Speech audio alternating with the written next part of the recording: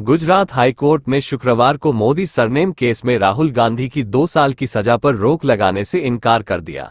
High court ने कहा इस केस के अलावा राहुल के खिलाफ कम से कम 10 केस पेंडिंग है।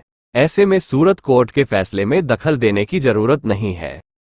कांग्रेस ने गुजरात हाईकोर्ट के फैसले के बाद कहा कि हम अब सुप्रीम कोर्ट जाएंगे। 23 मार्च 2023 को सूरत की सेशन कोर्ट ने राहुल गांधी को 2 साल की सजा सुनाई थी। हालांकि इस फैसले के 27 मिनट बाद उन्हें जमानत मिल गई थी। इसके अगले दिन 24 मार्च को राहुल की सांसदी चली गई थी। गुजरात हाईकोर्ट ने कहा इस केस में सजा न्यायोचित। जस्टिस हेमंत प्रच्छक ने कहा राहुल के खिलाफ कम से कम 10 क्रिमिनल केस पेंडिंग है। इस केस के अलावा उनके खिलाफ कुछ और केस फाइल किए गए हैं। एक तो वीर सावरकर के पोते ने दायर किया है। किसी भी हाल में सजा पर रोक नहीं लगाना अन्याय नहीं है। इस केस में सजा न्यायोचित और उचित है। राहुल गांधी ऐसे आधार पर सजा पर रोक की मांग कर रहे हैं जिनका कोई अस्तित्व ही नहीं है। सूरत कोर्ट के फैसले में दखल की आवश्यकता नहीं है। याचिका खारिज की जाती है। गुजरात उच्च न्यायालय ने मोदी उपनाम वाली टिप्पणी को लेकर आपराधिक मानहानि मामले में कांग्रेस नेता राहुल गांधी की दोषसिद्धि पर रोक लगाने का अनुरोध करने संबंधी याचिका खारिज कर दी है। राहुल गांधी की 2 साल की सजा बरकरार रहेगी और उनकी सांसदी नहीं लौटेगी। राहुल गांधी को सूरत कोर्ट ने आपराधिक मानहानि केस में 2 साल की सजा सुनाई थी और बाद में सजा पर रोक लगाने की याचिका को भी खारिज कर दिया था। इस फैसले के बाद राहुल गांधी की संसद सदस्यता रद्द हो गई थी और उन्हें अपना सरकारी बंगला भी खाली करना पड़ा था। सूरत की कोर्ट के इसी फैसले के खिलाफ राहुल गांधी ने गुजरात हाईकोर्ट में याचिका लगाई थी। राहुल गांधी की दोषसिद्धि पर रोक लगाने से इनकार करते हुए हाईकोर्ट ने कहा यह सुस्थापित सिद्धांत है कि दोषसिद्धि पर रोक कोई नियम नहीं है, बल्कि एक अपवाद है जिसका सहारा दुर्लभ मामलों में लिया जाना चाहिए। अयोग्यता केवल सांसद विधायकों तक सीमित नहीं है। इसके अलावा आवेदक के विरुद्ध लगभग 10 आपराधिक मामले लंबित हैं।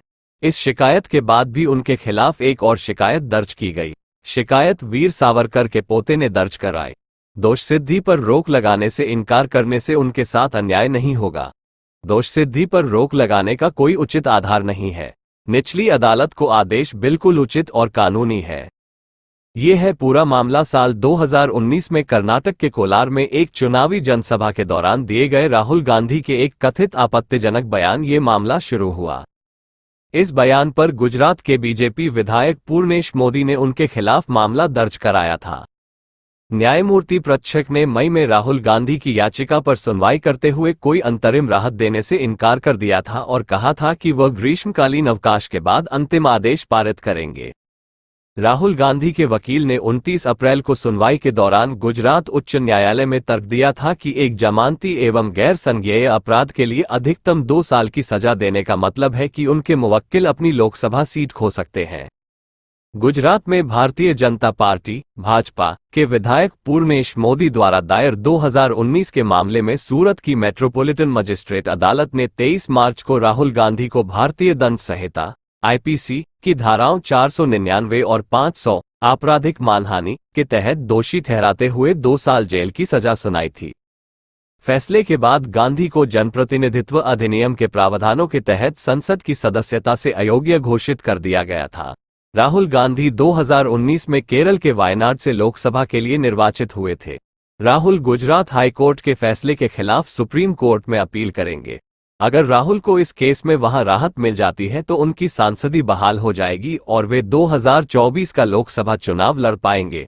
अगर ऐसा नहीं होता है तो वे 8 साल तक चुनाव नहीं लड़ पाएंगे। इस केस से जुड़े अपडेट्स। याचिकाकर्ता भाजपा विधायक पूर्णेश मोदी ने कहा कि हम हाईकोर्ट के फैसले का स्वागत करते हैं। फैसला के बाद दिल्ली कांग्रेस मुख्यालय में नारेबाजी की। 3 बजे अभिषेक मनु सिंघवी की प्रेस कॉन्फ्रेंस। राहुल ने 2019 में मोदी सरनेम को लेकर बयान दिया था। समझे पूरे मामले को। राहुल गांधी ने 2019 में कर्नाटक की सभा में मोदी सरनेम को लेकर बयान दिया था। कहा था सभी चोरों का सरनेम मोदी क्यों होता है। इसके बाद गुजरात के भाजपा विधायक पूर्णेश मोदी ने राहुल के खिलाफ मानहानि का केस किया था।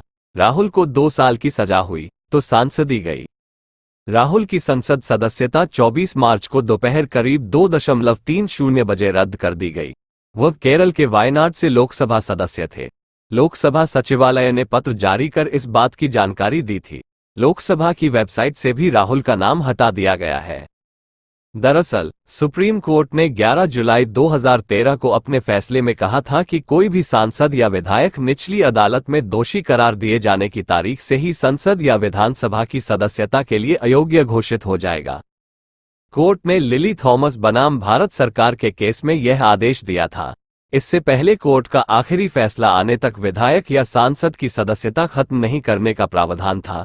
राहुल गांधी पर मानहानि के 4 और मुकदमे चल रहे हैं, जिन पर फैसला बाकी।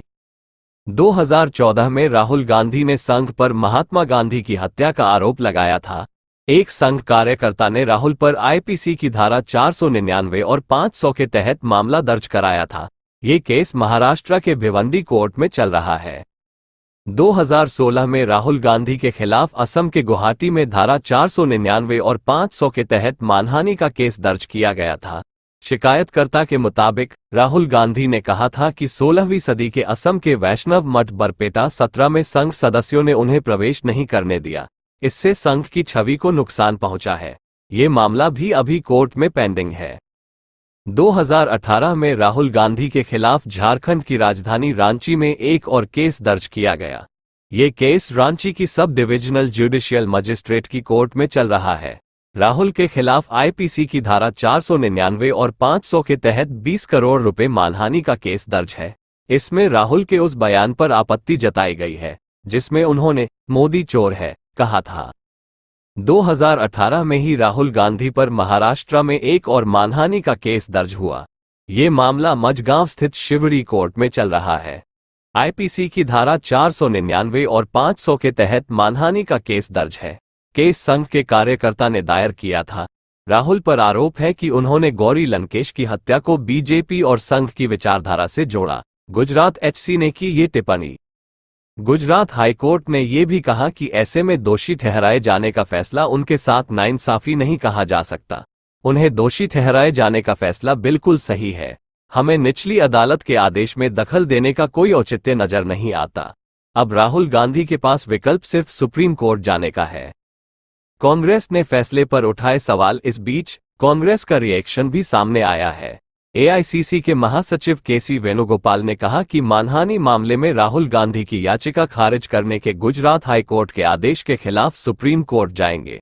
वहीं पंजाब कांग्रेस चीफ राजा वड़िंग ने ट्वीट किया कि सत्य को परेशान किया जा सकता है, पराजित नहीं।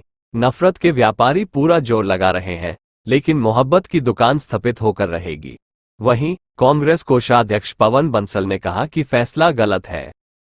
यूपी के डिप्टी सीएम ने कसा तंज बता दें कि राहुल गांधी की याचिका खारिज होने के बाद कांग्रेस मुख्यालय में उनके समर्थन में नारेबाजी हुई।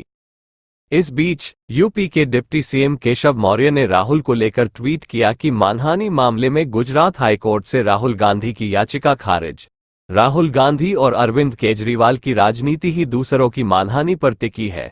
हो सकता है कि ताज़ा फैसले से दोनों सबक लें। अपने अगले ट्वीट में उन्होंने लिखा कि मोहब्बत की दुकान की आड़ में राहुल गांधी दरअसल मानहानि की दुकान चलाते रहे। पूर्णेश मोदी ने किया फैसले का स्वागत। बीजेपी विधायक पूर्णेश मोदी का गुजरात हाईकोर्ट के फैसले पर बयान आ गया है। पूर्णेश मोदी ने कहा कि हम हाईकोर्ट के आज के फैसले का स्वागत करते हैं। बता दें कि 2019 के आम चुनाव में एक रैली को संबोधित करते हुए राहुल गांधी ने मोदी समाज को लेकर आपत्तिजनक टिप्पणी की थी। इस मामले में बीजेपी विधायक पूर्णेश मोदी ने ही मामला दर्ज कराया था। हमारी नज़र इस खबर पर बनी हुई है, इसलिए आप हमारे चैनल को सब्सक्राइब रखें और घंटी के बटन को दबा लें। धन्यवाद।